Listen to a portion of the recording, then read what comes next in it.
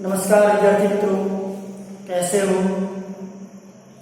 मैं अशोक यादव गीतांजलि विद्यालय में आप सभी विद्यार्थी मित्रों का हार्दिक स्वागत करता हूँ। मित्रों, नए सत्र में कक्षा 9 विषय हिंदी। आज हम पढ़ेंगे एक कहानी। कहानी का नाम है न्याय मंत्री।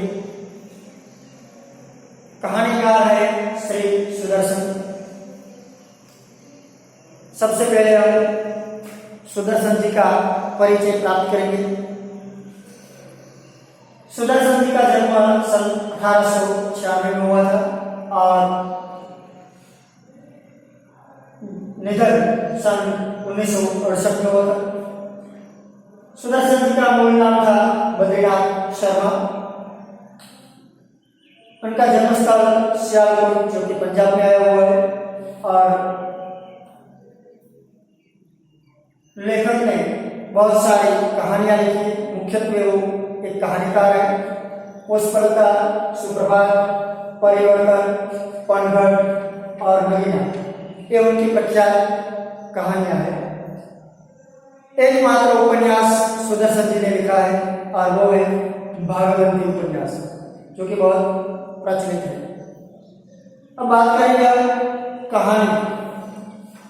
तो हमारे जीवन में कहानी का बहुत सारा महत्व है। कहानी से हमें कुछ सीखने को मिलता है। हिंदी साहित्य जगत में बहुत सारे कहानीकार हो गए। प्रेमचंद जी, अज्ञे जी जैसे महान साहित्यकार ने कहानियां लिखी हैं। लेखक श्री सुदर्शन जी ने यहाँ पे न्याय मंत्री नामक एक कहानी लिखी है। इस कहानी का मुख्यत्वे जो कथा वस्तु है वो न्याय के बारे में है कि न्याय कैसा होना चाहिए। न्याय तटस्थ होना चाहिए। न्याय में कोई राजा हो या रंग हो, सबके लिए न्याय समान होना चाहिए। आज के समाज की जो एक पीढ़ियां है, इस पीढ़ी को एक उदाहरण दिया जाता है और प्रोत्साहन भी दिया जाता है। तो हम देखेंगे कि सुदर्शन जी ने इस कहानी में न्याय की क्या बात की है। यह कथा वस्तु सम्राट अशोक के समय की है। सम्राट अशोक एक अच्छे न्यायाधीश की खोज में था। वो शिशुपाल जो न्याय मंत्री है, इस न्याय मंत्री शिशुपाल के घर में रात बिताते हैं। वहां पे न्याय के बारे में दोनों में चर्चाएं होती हैं। शिशुपाल कहता है कि अगर मुझे अवसर मिले तो मैं न्याय करके दिखाऊंगा और सच्चा न्याय करके दिखाऊंगा।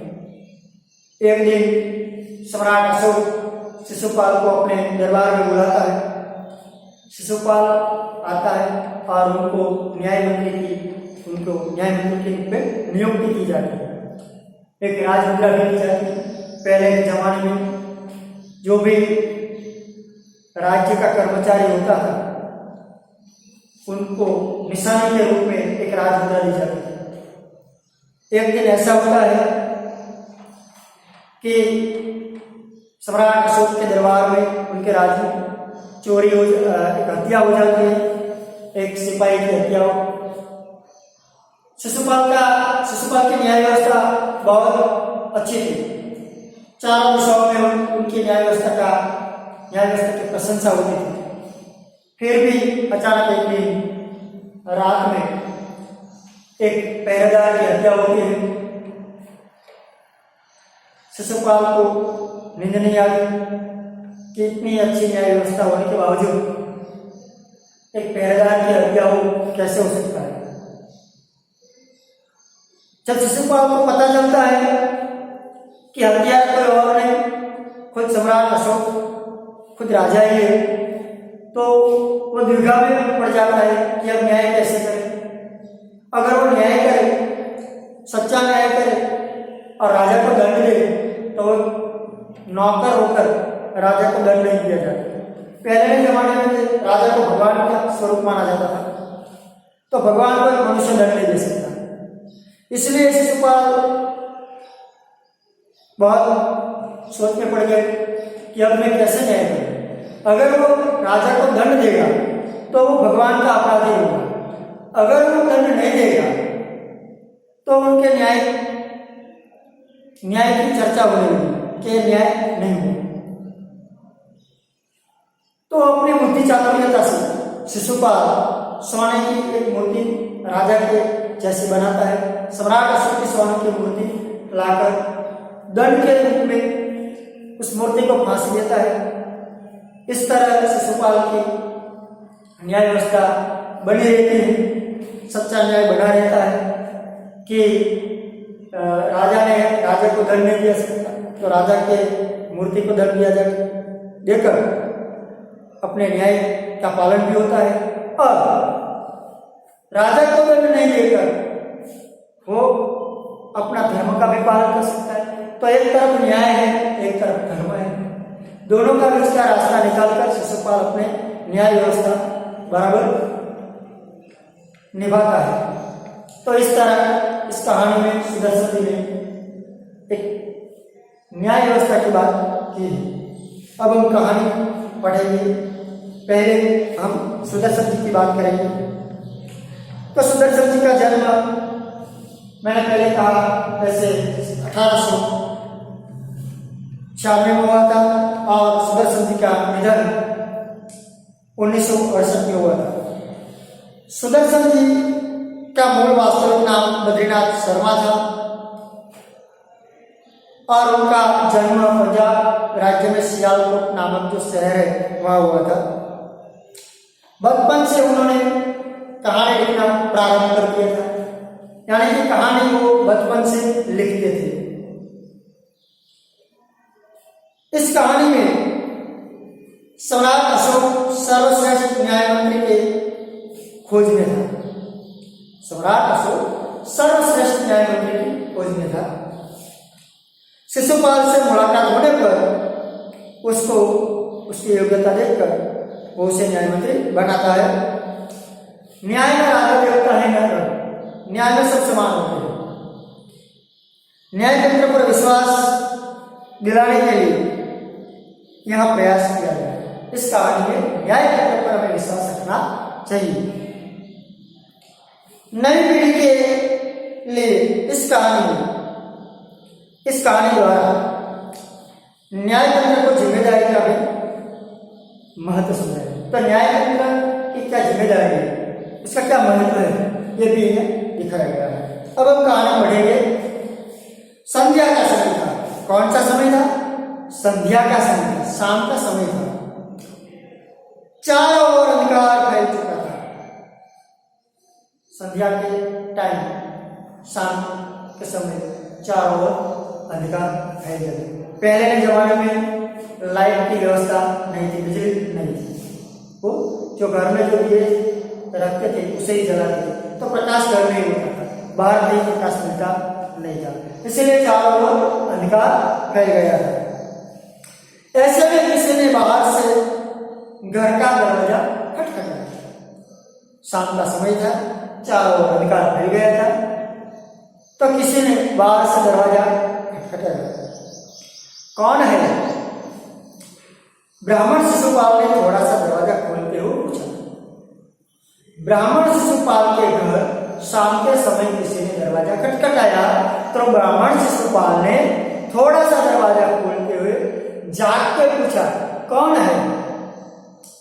एक परदेशी। आने वाले आगंतुक ने कहा कि मैं एक परदेशी। बाहर से आवाज आई, क्या मुझे रात काटने के लिए स्थान मिल जाएगा? शिशुपाल के घर जो आगंतुक आता है, जो मेहमान आता है, अतिथि आता है, वो कहता है कि मैं एक परदेशी हूं, क्या मैं एक रात के लिए आपके यहाँ रह सकता हूं, एक रात काट सकता हूं? जैसे ही शिशुपाल ने पूरा दरवाजा खोला, उनके सामने एक नवयुवक खड़ा था। तो शिशुपाल ने पूरा दरवाजा खोल दिया और दरवाजा खोल के देखा तो शिशुपाल के सामने एक नौजवान खड़ा था। उन्होंने मुस्कुराकर कहा, यह मेरा सौभाग्य है। अतिथि के चरणों में यह घर पवित्र हो जाएगा। आइए बधाई। शिशुपाल ने पूरा दरवाजा खोला। सामने एक नवयुवक अतिथि जो आया था वो नौजवान था। उनको देखकर शिशुपाल कहता है कि मेरा सौभाग्य है कि मेरे घर अतिथि आए। हमारे संस्कृति में अतिथि को भगवान का रूप माना जाता है, तो भगवान के चरणों से घर पवित्र होता है। इसलिए शिशुपाल कहता है कि आपके आने से, आपके चरणों से हमारा घर पवित्र हो गया, हमको नसीबदार है। आइए बधाई। तो शिशुपाल ने नौजवान अगंतुक जो मेहमान था, अतिथि था, उसका स्वागत किया और उनको अंदर बुलाया। अतिथि को लेकर शिशुपाल घर में गए और उनका आदर सत्कार किया। उनको पानी वानी पिलाया, उनका खबर अंतर पूछा। तो शिशुपाल ने उनका आदर सत्कार किया। फिर दोनों उस समय की देश की व्यवस्था पर बातें करने लगे। अतिथि और यजमान शिशुपाल दोनों उस समय जो राज्य में जो व्यवस्था थी, जो परिस्थितियां थी, उसके बारे में दोनों चर्चा करने लगे। खास करके वो न्याय व्यवस्था की चर्चा करते थे। शिशुपाल ने कहा, आजकल बड़ा अन्याय हुआ, परंतु परदेशी इस बात से सहमत नहीं।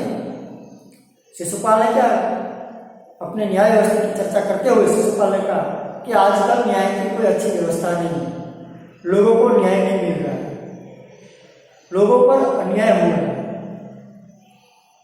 तो आगंतुक जो था, जो मेहमान था, अतिथि था, उसने उसकी बात का विरोध किया कि नहीं, ऐसी बात नहीं, ऐसा कुछ नहीं। वो बोला, दोष निकालना तो सुगम है, परंतु कुछ करके दिखाना कठिन है।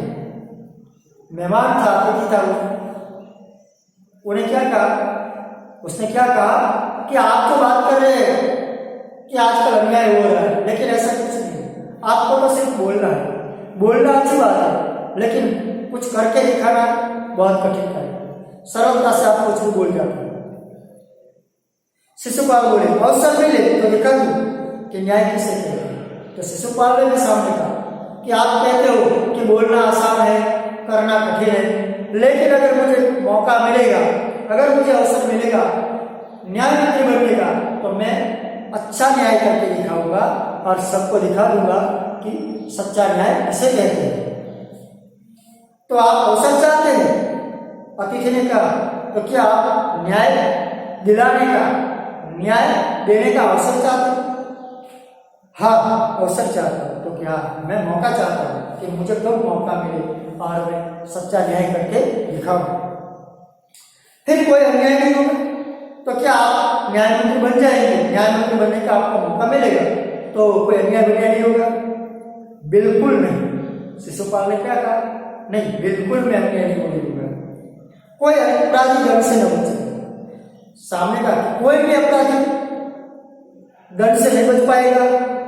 तो क्या नहीं, कोई भी अपराधी, चाहे राजा हो या राजा, मेरी न्याय व्यवस्था ऐसी होगी, अगर मैं न्यायमंत्री बना, अगर मुझे मौका मिला तो मैं सच्चा न्याय करूंगा।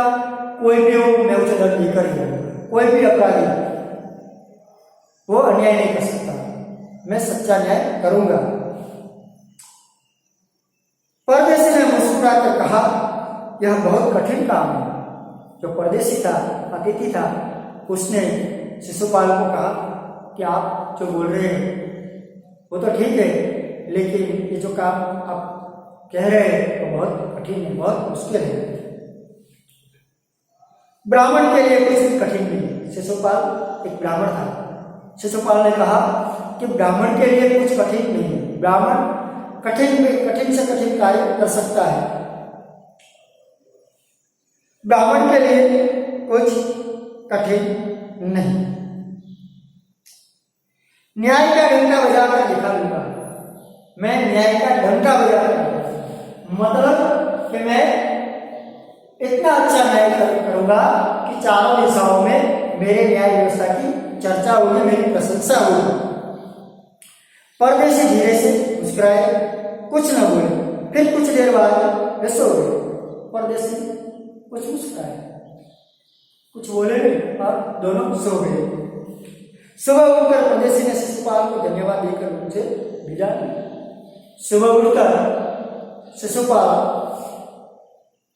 और अतिथि दोनों सुबह उठ गए और शिशुपाल का आभार व्यक्त किया कि आपका मैं आभार व्यक्त करता हूँ, आपने मुझे रात काटने के लिए यहाँ रहने दिया। और दोनों अलग हो गए और उन्होंने विदा ले ली। कुछ दिनों बाद शिशुपाल के घर कुछ सिपाही आए, उन्हें दरबार में चलने के लिए कहा। कुछ दिनों बाद सिपाही शिशुपाल के घर में आए और सिपाहियों ने कहा कि चलो, तुम्हें सम्राट ने बुलाया है। कहीं उस परदेसी ने तो सम्राट से झूठी सच्ची शिकायत नहीं की। शिशुपाल को याद आया कि मैंने एक परदेसी को अपने घर में एक रात काटने के लिए रखा था। कहीं उसने सम्राट को वो बातें तो नहीं बता दी कि मैंने न्याय व्यवस्था की निंदा की थी। दरबार में पहुंचकर शिशुपाल का कलेजा धड़कने लगा। चिंतित हुआ। दरबार में शिशुपाल पहुंचा तो उसे चिंता होने लगी कि क्या होगा, सम्राट ने उसे क्यों बुलाया होगा। तो उसका कलेजा धड़कने लगा जब उन्होंने देखा कि परदेसी सम्राट अशोक है। जब उन्होंने देखा तो जिस अतिथि को उन्होंने अपने यहाँ रात काटने के लिए रखा था, वही परदेसी और कोई नहीं पर एक सम्राट अशोक था। सम्राट बोले, ब्राह्मण देवता, मैं आपको न्याय का अवसर देना चाहता हूँ, आप तैयार हैं? क्या कहा सम्राट ने कि ब्राह्मण देवता, मैं आपको न्याय करने की अनुमति देता हूँ, आपको एक अवसर देता हूँ, मौका देना चाहता हूँ कि आप न्याय मंत्री के रूप में राज्य व्यवस्था चलाएं और अच्छा न्याय करें। पहले तो शिशुपाल घबराए, फिर बोले और बाद में बोले, यदि सम्राट की यही इच्छा है तो मैं तैयार हूं। अगर सम्राट की यही इच्छा है तो मैं न्याय मंत्री बनने के लिए तैयार हूं। बहुत थी, कल से आप न्याय मंत्री हुए। सम्राट ने कहा, बहुत अच्छा, कल आपसे न्याय मंत्री बनोगे। सम्राट ने कहा और अपने हाथ से अंगूठी उतारकर शिशुपाल को पहना दी। और शिशुपाल को सम्राट ने अपनी उंगली पे जो अंगूठी थी वो अंगूठी निकालकर शिशुपाल के उंगली में पहना दी। तो आपको लगेगा कि अंगूठी क्यों पहना दी? तो राजा अपने किसी की नियुक्ति करता अपने दरबार में, अपने कोई मंत्री हो, कोई कारभारी हो, कोई न्याय मंत्री हो, तो उनको राज्य की एक निशानी देता था। वो निशानी इसलिए देता था तो जो राजमुद्रा अपने पास रखता तो इससे पता चलता कि यह राज्य का नौकर है, तो इसलिए अपनी राजमुद्रा उतारकर उन्हें दे दी।